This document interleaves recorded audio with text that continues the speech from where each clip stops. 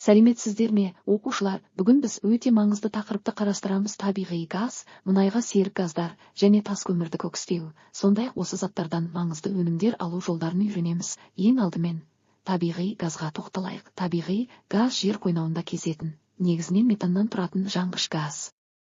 Оның құрамында аз мөлшерде этан, пропан, бутан да болуы мүмкін. Табиғи газ өте тиімді отын, себебі жанғанда көп жылу бөледі және қоршаған ортаға зияны салыстырмалы түрде аз. Енді мұнайға серік газдар туралы айтайық. Бұл газдар мұнаймен бірге жер астынан шығады. Олардың құрамында этан, пропан, бутан сияқты көмірсутектер болады.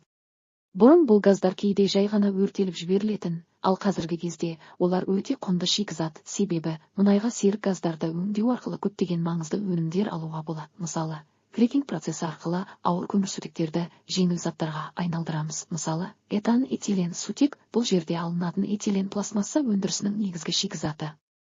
Реформинг және конверсия арқылы метаннан синтез газ СО плюс H2 аламыз, ал синтез газдан аммиак, метанол, жанармай түрлері өндіріледі. Сонымен қатар серік газдардан сұйытылған газ, пропан, бутан, сутек H2, пластмассаға қажетті олефиндер алынады.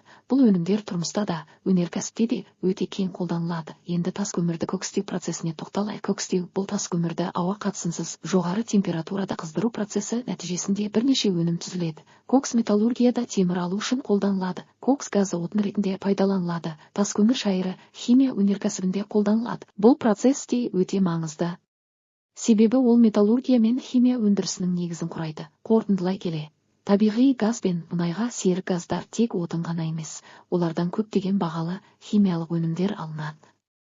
Ал тас көмірді кокстеу арқылы металлургияға қажетті шикізат өндіріледі. Сондықтан бұл тақырып қазіргі заманғы энергетика мен химия өнеркәсібінің негізі болып табылады.